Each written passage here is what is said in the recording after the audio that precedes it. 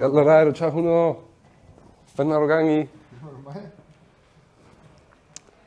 Nå, folkens, i dag står den på leg day. Nå, nej, det er rigtigt. det er chest day i dag. Incline rope pull-up.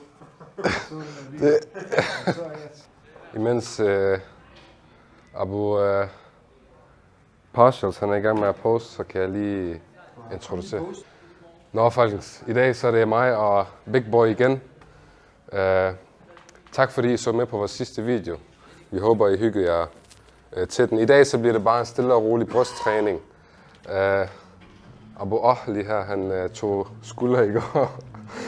Så vi må bare holde os til en brysttræning, som vi plejer at gøre.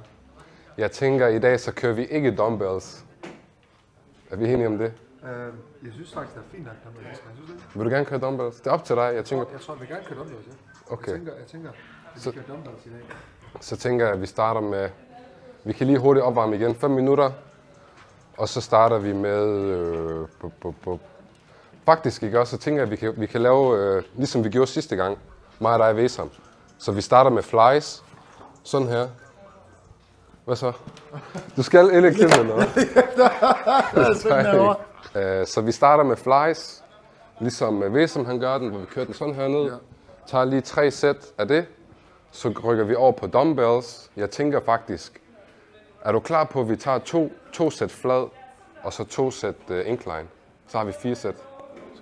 Eller vil du gerne overdrive den og så sige 3x3? Er det ikke lidt for meget? Jeg tænker, at vi har jo kun 4 øvelser, så vi kan lige tage 3 sæt til alt. Fordi så har vi 4, 8, 12 sæt til alt.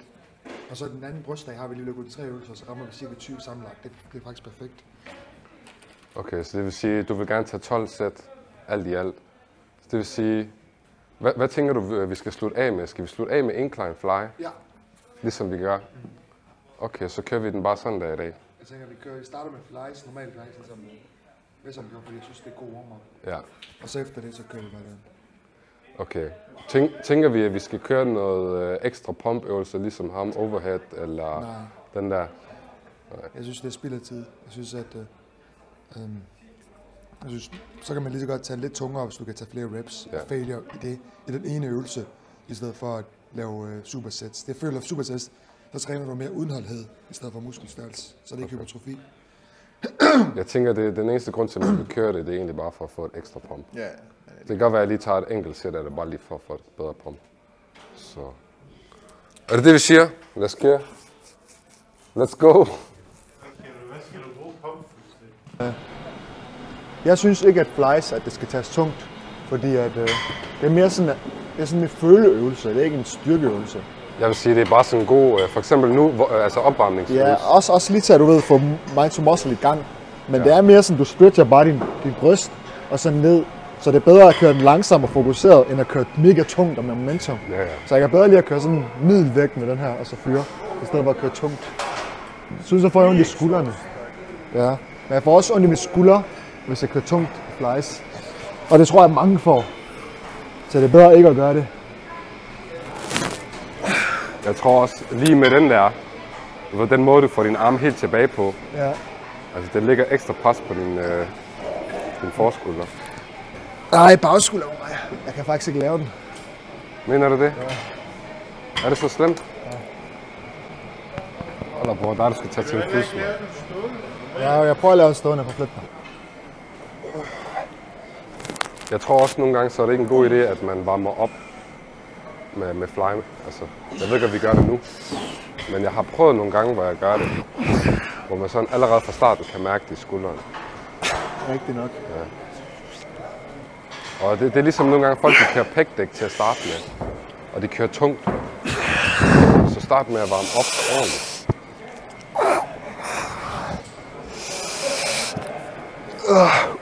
Der var sgu ikke en eneste mere i... Der var sgu ikke en eneste mere i, tanken. Altså for at huske, køre ned.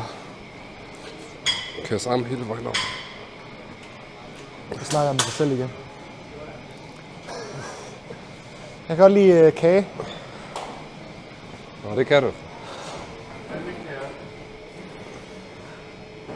Jeg kan godt lide chokoladekage. Kom du med til Hvorfor, hvis du har set hele videoen, hvorfor har du ikke lavet en eneste short? Jeg er verdens dårligste kameramand. Han hjælper ikke med at lave shorts.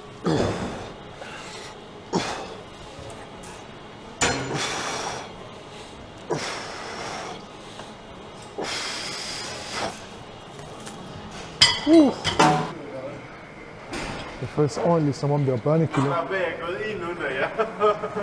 Det føles som børnekilo. Det er fordi, jeg plejer at tage 20. Han siger det, som om jeg lige har leveret, ikke? Siger man lige om det, så får han ondt i min skulder. Min skulder. Det kan jeg ikke.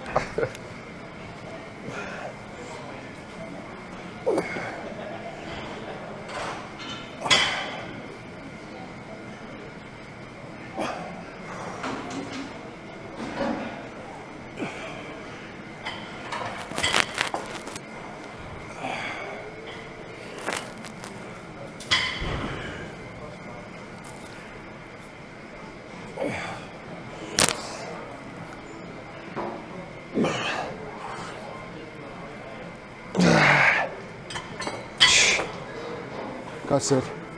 Good set, good set. Godt sæt. Jeg kører den lige lidt op. God pumpi.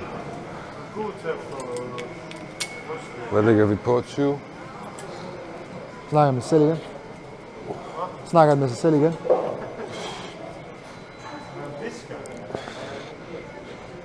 Eller er det bare mig, eller er det som om venstre side den føles hårdere? Det er bare dig.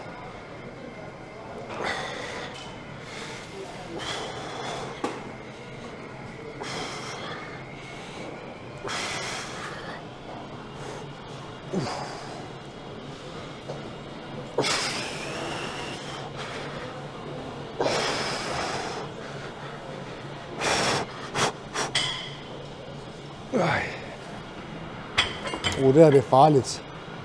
Hvad for noget? Det er farligt, du slipper den så hurtigt op med så meget vægt fra de skuldre. Ja, jeg skal ikke få med.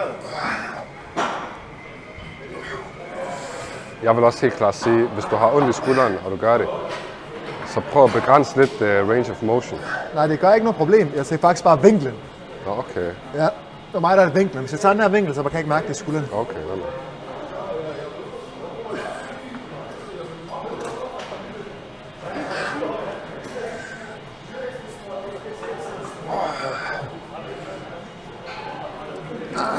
Jeg kan faktisk godt lide det her med at tage den her ned, i stedet for fremad. Sådan nedadjagtigt.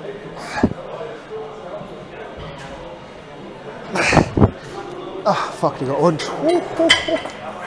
Hvad så? Min titties. Det er burning.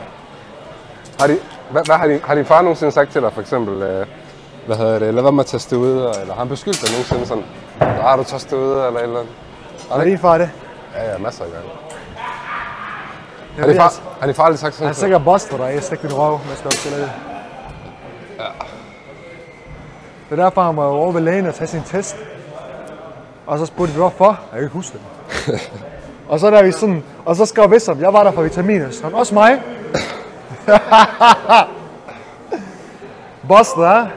Ej, det var på grund af vitaminer. Vi sætter den her video ud. MK Natty King, not more natty.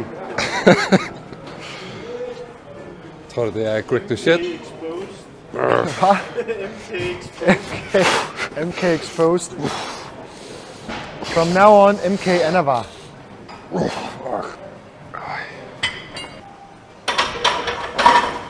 Bro, du skal løfte 100 i dag. Det ved du godt, ikke?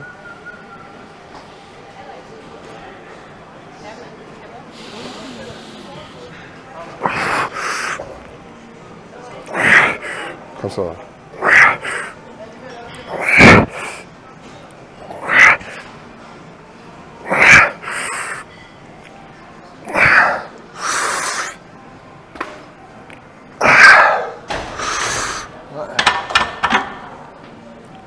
Jeg mærker lige snart, at jeg kommer op på 6-7, så begynder skuldrene at blande sig. Jeg vil ikke tage mere end det. Kommer den ind og tager din game. Men så kommer den og tager smerten, og så kan jeg ikke presse den, fordi jeg kunne mærke, at jeg kunne godt tage 2 mere eller 3 mere der. Men jeg kunne mærke, at efter det rep, så ville det skuldersmerten gå ondt.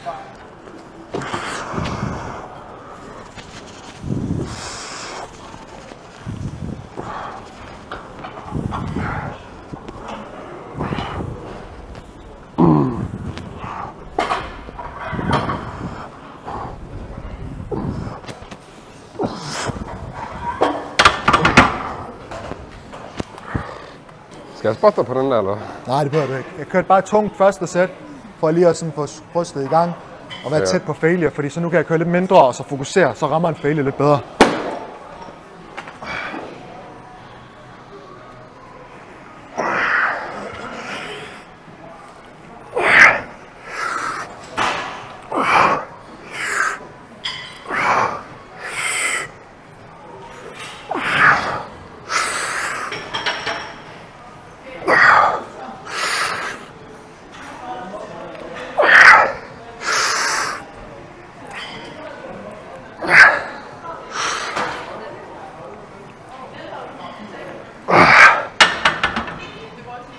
Den rammer fint nok, når man fokuserer. Den er ikke lige så god som dumbbell, men den rammer fint nok. Jeg forstår ikke, hvor meget flækket jeg griner over det der. Jeg forstår det godt. Selv på skolen, jeg viser det til min klassekammerat. Ja, bro, på lige se det.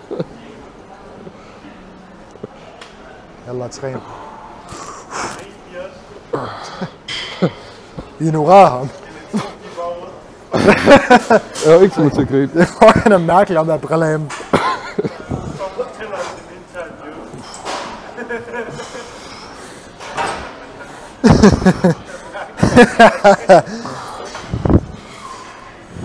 Kør den langsommere. Langsomt ned, og så fint nok hurtigt op. Præcis, ja. Føl den. Føl brystet, når du tager den ned. Ja, tak. Sidste. Han selv. Så smukt. Så når du tager langsommere ned, så kan du mærke den bedre. Så. Men dumbbell, det er bedre. Især, det her, jeg lavede den forkert, fordi jeg tog den sådan langt udad. Men det skal man også, når man kommer ned ud. Og så når du kommer op sådan her. Det er sådan, man kører den. Det kan du godt, men... Nej, det er sådan, du kører den. Det er sådan, du kører den. Du kører sådan her, og så tager du den ud, fordi så får du fuld stretch. Ja. Og så når du trykker den op, så skal du have den sådan fremagtigt. Det er sådan, du kører den med dumbbell. Det er også det, der sker på maskinen. Ja, lige præcis. Men det, jeg gjorde forkert i stedet, det var, at jeg gjorde sådan her. Fordi jeg tog for tung. Så lige snart jeg kørte lavt vægt, så kunne jeg kontrollere den. Så jeg gjorde sådan her. Efter jeg gjorde det, min smerte i brystet, dagen efter, der var så god. Jeg fik smerte tilbage. Og så gjorde jeg det også på incline. Nå, sidste sæt. Det var ligesom det, vi gjorde faktisk på maskinen. Det er det samme som maskinen, ja, stort set. Men med problemet, det eneste grund til, at jeg ikke kører maskinen her, det er fordi, at der er for lidt range of motion. Og jeg forstår ikke, hvorfor den gør sådan. Maskinen, den burde være heromme, men den stopper allerede her. Så kører du sådan her. Er du vil sikker gerne på have det? den der stretch. Ja, de her maskiner. Bare nævnt, de har sådan noget lortelys. Eller skal jeg lige tage pumpcover af?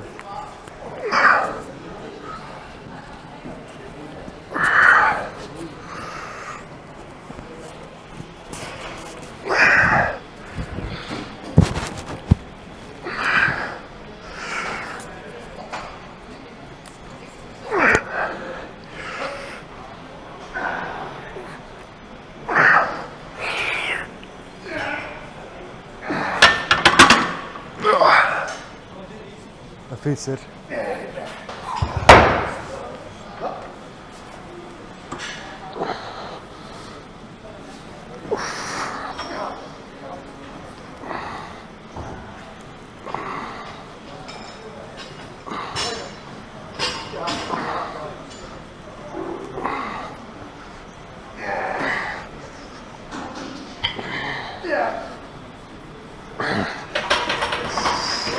Sidste.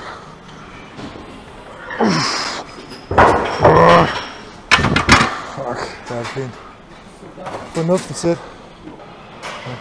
Plejer vi at tage så meget her på den? Nej, jeg tænker, vi kører så tungt vi kan fra starten af. Vi har allerede godt på. Jeg rammer mit skulder meget nu. Mener du det? Yes. Jeg har fucket den op sidste træning. For helvede. Hvornår var det egentlig? Det var ikke i fredags, nej. Det var i mandag.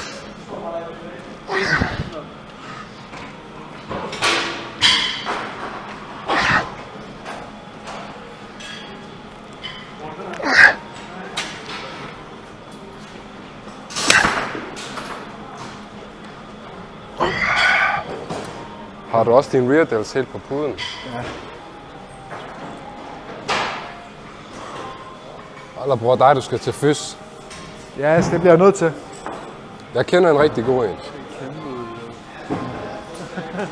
Hvad?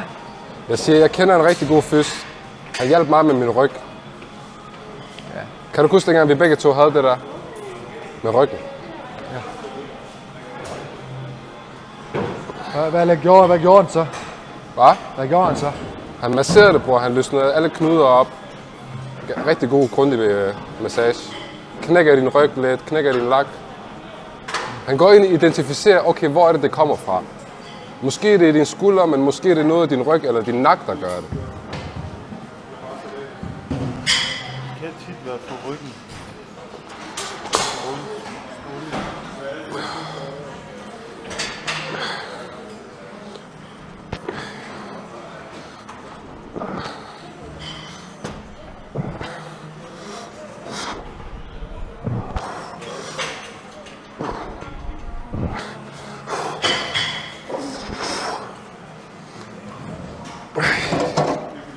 Okay, det er rimelig tungt. Ja, den er meget tung. Lad os lige tage 5-10 kilo af eller sådan noget. Men også den gang, hvor jeg tog meget i bryst, som jeg vil ved at sige, der tog jeg også, der trænede jeg nærmest også kun styrke, hvad jeg til bryst. Gør du det? Det var sådan det? en ego-ting. Så når jeg kom, så først der startede jeg på 100 kilo, og det var hårdt, jeg kunne næsten ikke lave 5, men jeg blev ved med det hver brysttræning. Så jeg blev ved, der var en gang, hvor det jo hver tredje dag, ikke? Det var push legs, push legs, og hver tredje, fjerde dag. Og så kørte jeg 100, og så sidst var 100 let, jeg kunne tage en 12 gange. Og så jeg op til 110, så kunne jeg den 6-8 gange. Og det blev jeg bare ved med, og så pludselig sidst fik jeg skaden, og så stoppede jeg med at gå. Men jeg fik ingen gains af det. Der var intet gains i min bryst, bror. Det er ligesom mange af de der styrkeløftene, de har jo ingen hypertrofi. Altså, de er jo For eksempel ham der Anatoly eller sådan noget. Ja, ham der, ja. Han er jo ikke særlig stor, men han Nej. er fucking stærk, så det er ikke altid at styrketræning bruger muskler. Det er ikke fordi størrelsen gør op stærk på. Det er muskelfiber og sådan noget.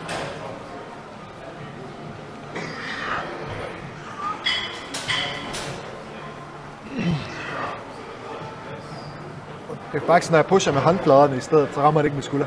Er det ikke det? Nej.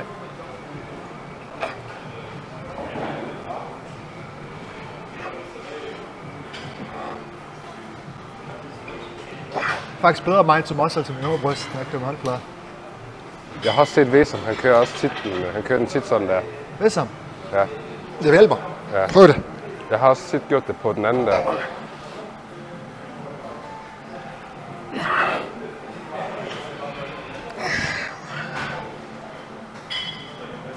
Jeg kan godt lide at køre det langsomt. Ja. Wow, fino. Jeg vil også helt klart sige, folk, når I laver den her øvelse, Er det når fint I kommer op, så husk at holde squeezen lidt. Kør slirdals tilbage. Prøv at holde lidt tæt. Prøv at gøre ligesom Mimo han gjorde. Kør den ind med håndfladerne her. Jeg tror faktisk også, det er bedre, fordi hvis du kører den ned her, så er der meget pres på dit håndled. Hvorimod hvis du kører den her, så følger det din underarm. Det kan godt være faktisk. Jeg ved ikke rent videnskabeligt bag det. Enten skal man holde den sådan her. Ja, sådan er helt straight. Sådan er helt straight. Alignet Og hvis du ikke gør det, så kører mindst håndfladerne på, hvis du gør den sådan her, for ikke at skubbe til dit håndled.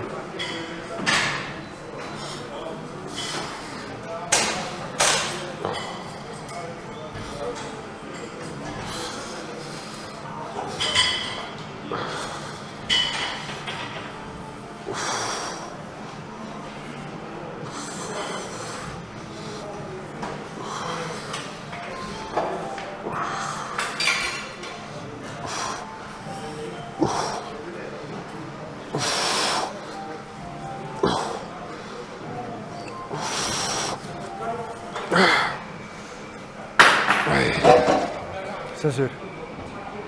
Flot sæt. Altså han kan ikke finde cut. Han cutter en dag, failer den anden dag.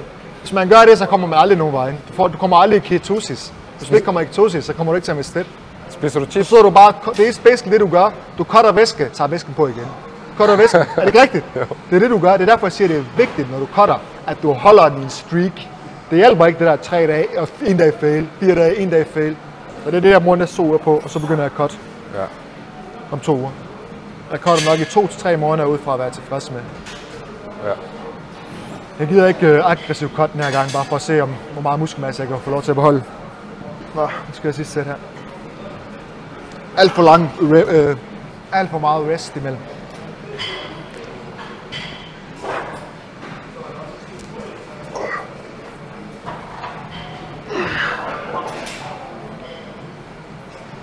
er også sidste sæt nu.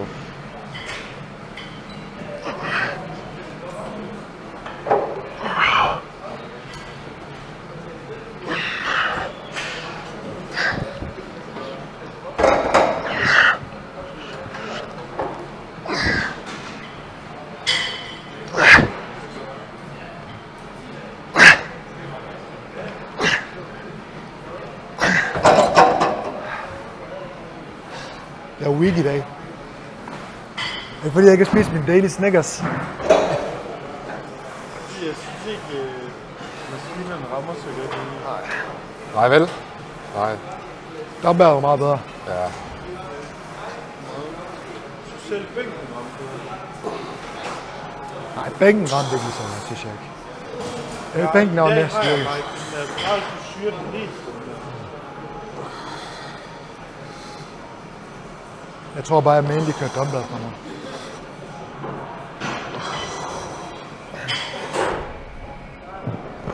Jeg har lettere ved at køre failure med dumbbell. Jeg er lettere. Må vi en gang imellem. Men jeg kommer til at når mit skader over, så kommer jeg til at tage meget bænk. Jeg vil gerne have min styrke op. Hvor er de henne, når Jeg vil gerne se, at man kan bænke 140 og sådan noget ting. Ja, da du startede, siger jeg, nej, startede.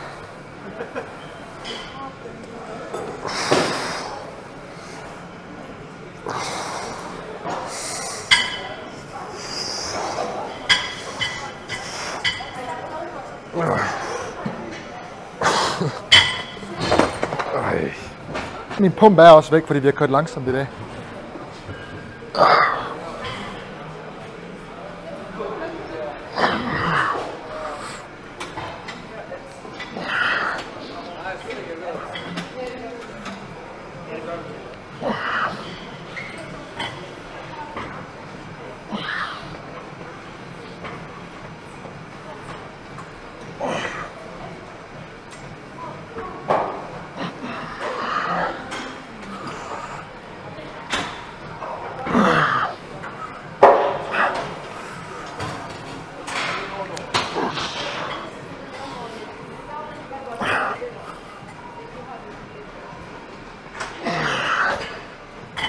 Ish. Den er god og akavet på samme tid. Den er god og akavet på samme tid, den her øvelse. Hvad er det? Min arm, de er bløde, mand. Nej. Det er ikke warm-up. Jeg føler ikke, at jeg kan få den der markering frem mere. Jeg er blevet fat. Too fat. Det bliver godt til næste gang. Stop lige video. Jeg skal nok komme afstand vågne op. Kan du ud og gøre mig? Hvad? Det er 3 gange. Det er så grim. Hallo.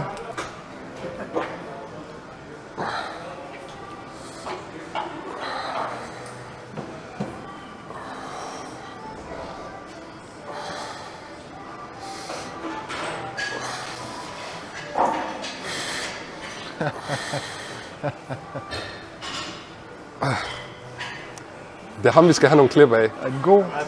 når han bænkpresser. Så godt ud.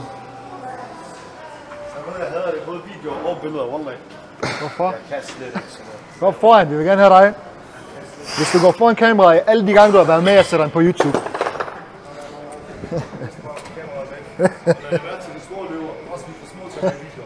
Ej, meget små, mand. Han er ydmyg også. Nej, mand. Vi skal have dig med, så får vi flere views.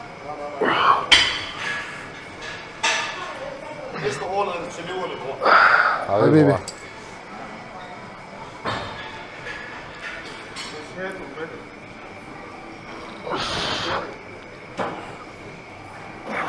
Jeg kan ikke få mind to muscle connection i dag. Kan du det? Jeg synes, den er meget svær. Jeg ved ikke. Jeg synes, alle øvelser har lavet i dag. Ingen pump, ingen mind to muscle, ingenting. Jeg stod også og sagde det til Tabak. Det er bare en af dagene, bror. Det er fint. Fuck det.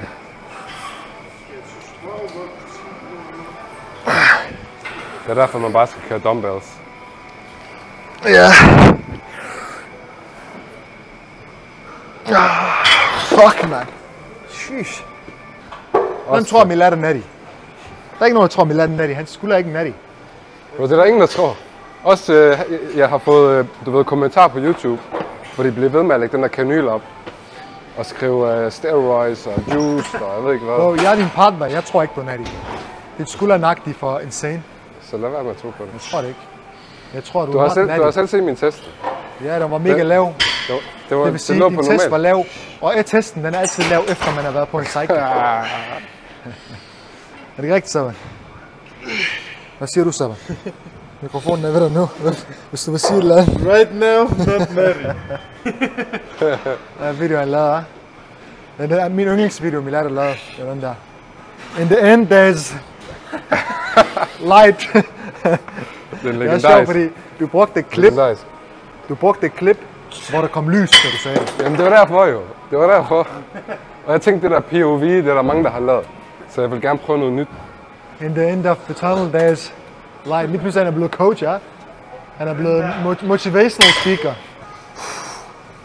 Du har faktisk bulket, som man skal bulke. Milan har bulket rigtigt. Han har kørt lean bulk. Jeg har kørt dirty bulk. Jeg vil også sige, at jeg havde brug for en dirty bulk. Fordi jeg har mistet så meget muskelmasse under min cut, fordi jeg kørte aggressive cut. Så det havde jeg brug for, og det er fint, fordi nu kan jeg så cut ordentligt. Når Milan har bulket rigtigt. Du hvad har du så 4-5 kilo på? Ja. På 3 måneder. 5. Og det er så godt, fordi 2 kilo væske, 3 kilo. Og det er fucking godt. Fordi du skal regne med at tage 300 gram på om ugen. 300 gram om ugen, 3, 6, 9, 12, 1,2 kilo om måneden. Og det er cirka det, han har taget på. Det er rigtigt. Ja, det er rigtigt. Det er lean bulk. Ja, du har gjort det rigtigt, bro. 100%.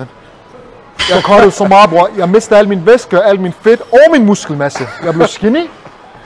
Og det er sjovt, ikke? Fordi at Milad, han var det samme som mig. Men jeg lignede en skinny bitch, og han så fucking godt ud. Ej, jeg var lidt mindre end dig, ikke? Du var mindre end mig. Jeg var 81,5. Du var 80. Jeg tror du sagde 78, men det gjorde 79.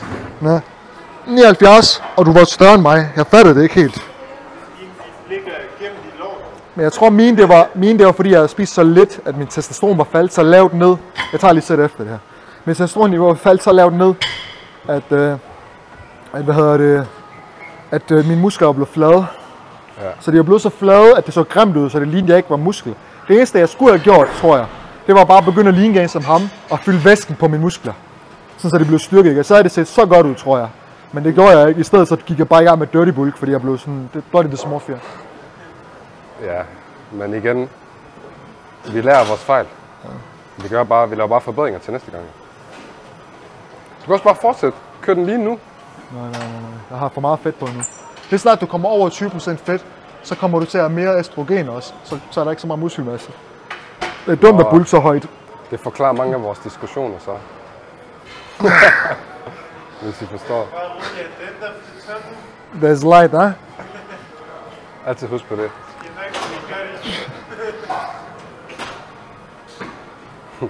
Bare rolig.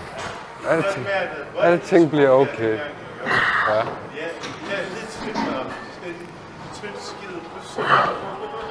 I det mindste var jeg natty.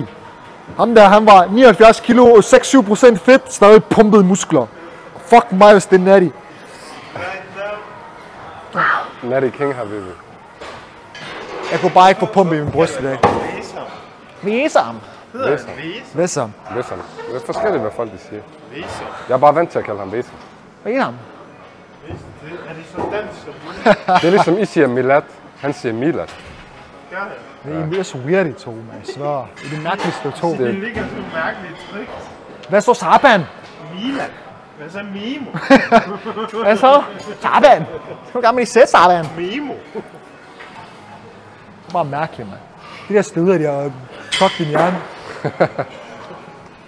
Ingen øvelser, jeg lavede i dag, ramt. Jeg siger alle øvelser 0 pump. Fuck, jeg kunne lige så godt lade mig at træne. Høj en træning i dag. Vi skulle bare tage ned på den her. Jeg havde det på samme måde. Fucking det sidste sæt, jeg tog. Jeg kunne lige så godt lade mig at tage det. Ingen forskel. Er vi enige, bror? Vi skulle bare tage ned på Damhaven. Fuck, snakker du om os? Sig stille lidt. Så man siger, han er brille. Han ser klog ud, ikke? Men ikke mistænkt. Han er fucking dum. Han har ikke noget mellem ørerne. Ja.